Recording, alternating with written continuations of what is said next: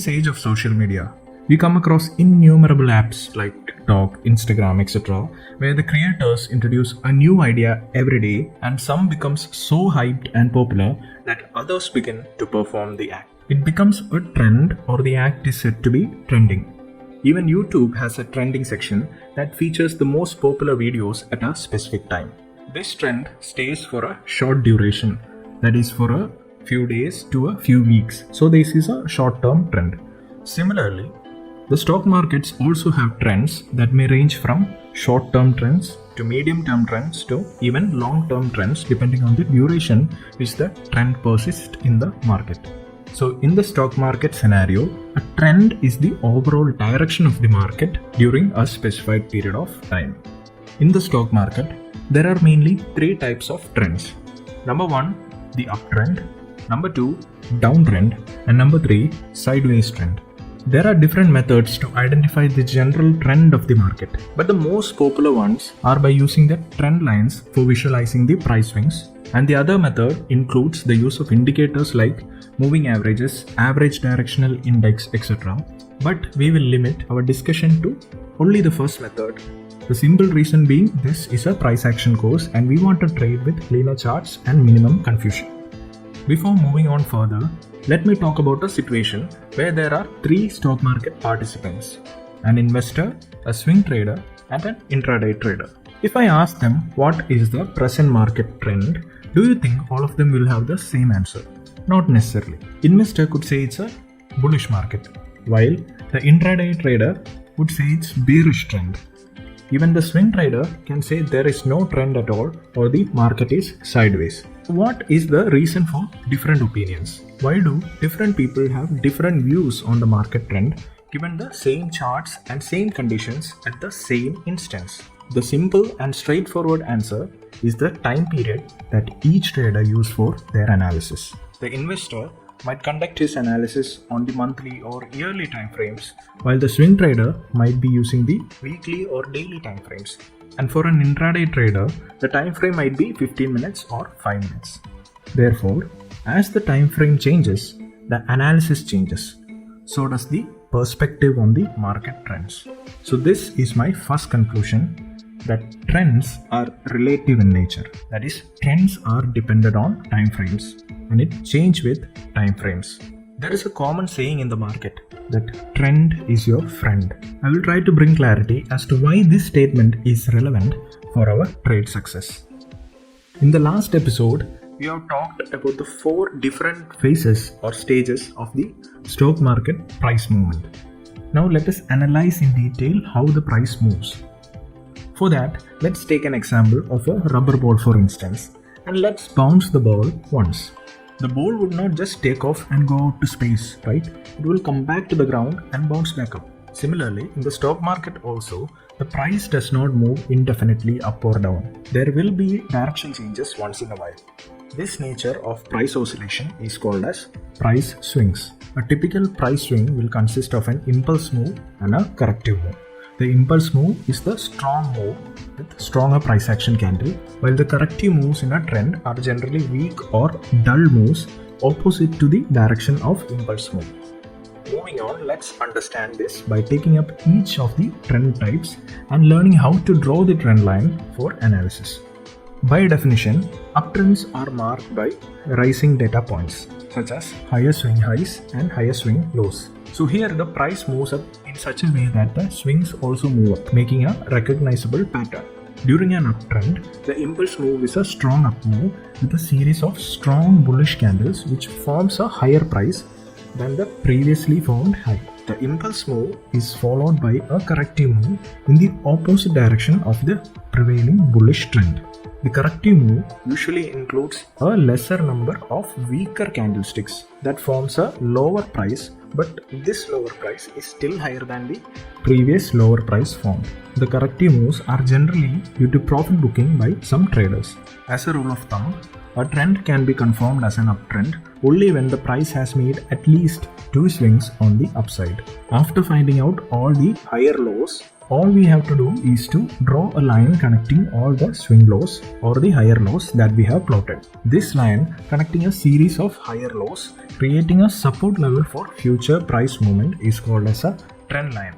It is from the vicinity of this trend line that future price movements would reverse or break out, and therefore it is a very important trading zone or an area of value. The trend line is an area from which we can trade the impulse swing moves, or simply we can place a buy order when the price reaches the trend line. After identifying all the higher highs, we can draw a line connecting the series of higher highs or swing highs that we have plotted. This line is called as the trend channel line, which will act as an area of resistance for the prices, and we can trade the corrective moves from the trend channel line, or simply we can place a sell order when the price reaches the trend channel line. Coming to downtrends, by definition these are marked by falling data points such as lower swing lows and lower swing highs. In a downtrend, the price moves down in such a way that the swings also move down, making a recognizable pattern. So during a downtrend, the impulse move is strong in the downward direction with a series of strong bearish candlesticks which forms a lower price than the previously formed low. The impulse move is followed by corrective moves in the direction opposite to the prevailing bearish trend. The corrective move usually includes a lesser number of weaker or dull candlesticks that forms a higher price, but this higher price is still lower than the previous formed high. So the corrective move is generally due to profit booking by some traders who took a short trade earlier in the trend. So a trend can be confirmed as a downtrend only when the price has made at least two swings on the downside. That is, two impulse moves and two corrective moves should be there. Now, after plotting all those lower high points, we can draw a trend line connecting all the swing highs or the lower highs that we have plotted. The trend line so formed acts as an area of resistance from which we can trade the impulse move to the downside, or simply we can place a sell order when the price reaches the trend line. As in the previous case, if we plot the lower lows and then draw a line connecting all these lower lows, we will get a trend channel line which will act as a support for the future prices. And it is from this trend channel line that we can place buy orders to trade the corrective move.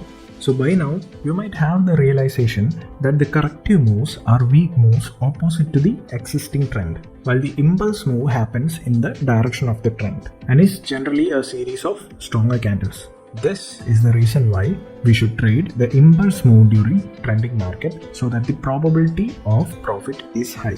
This is the reason why trend is your friend. As we move on, it is very important to understand when a trend will end and when the consolidation will start. This can be identified by the use of swing transition. During an uptrend, whenever the price breaks the higher low for the first time, then it is an indication that there is a transition in the uptrend. Similarly, when a price breaks the lower highs in a downtrend, it indicates in the transition from downtrend to a sideways trend or even an uptrend. The final type of trend is not actually a trend, but it is a situation where there is no clear trend in the market, where the market stays inside a range. We have talked about ranging stages of the market as accumulation phase and distribution phase. So the price movement between two price levels is called as sideways trends. There are three types of sideways trends. Number one is the range contraction. Number two is the range expansion. And the last one is the triangular range. Let's talk about range contraction first. During range contraction, the levels shrink and the price action becomes almost neutral or flat.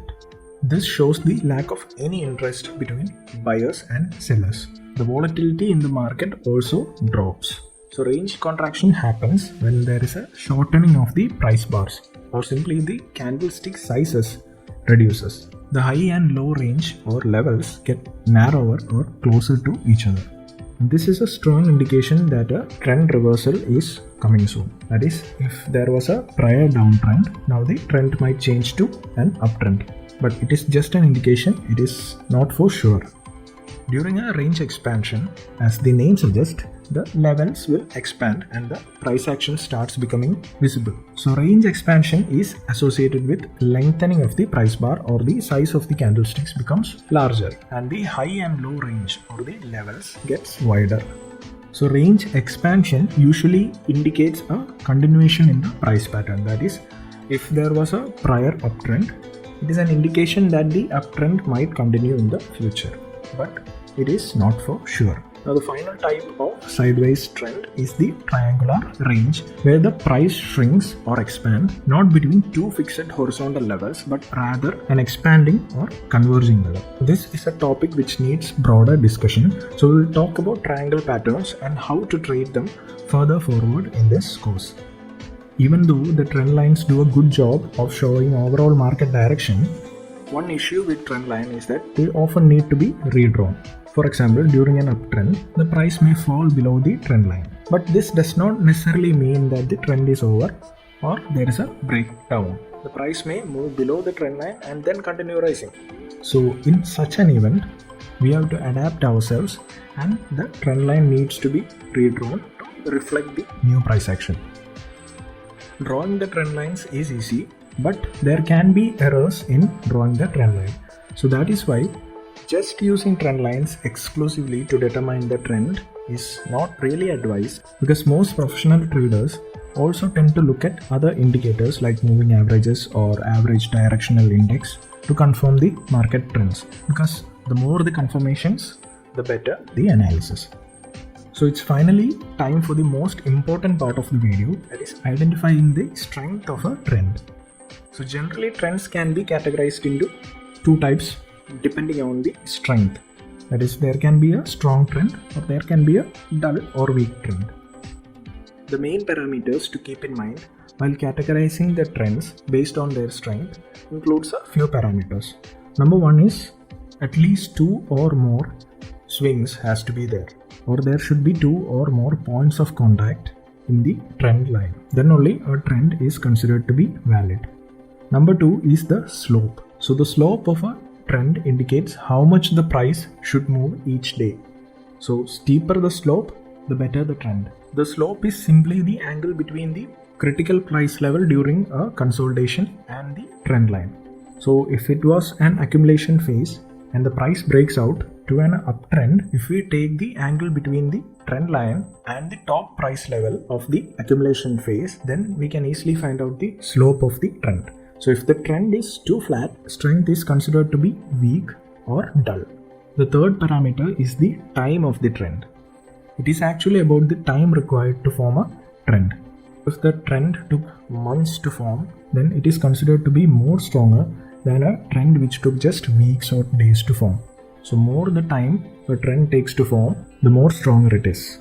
We can also categorize the trend based on the duration, like it could be a short-term trend, an intermediate trend, or a long-term trend. The longer the trend remains, the stronger it is. So these are a few parameters to identify the strength or the weightage of a particular trend. Hope you have learned something new in this video, and if you have, please do like the video and don't forget to subscribe to the channel, because you don't want to miss out on the upcoming episode. So that is it for this video, and I will catch you guys in the next video. Till then, see ya.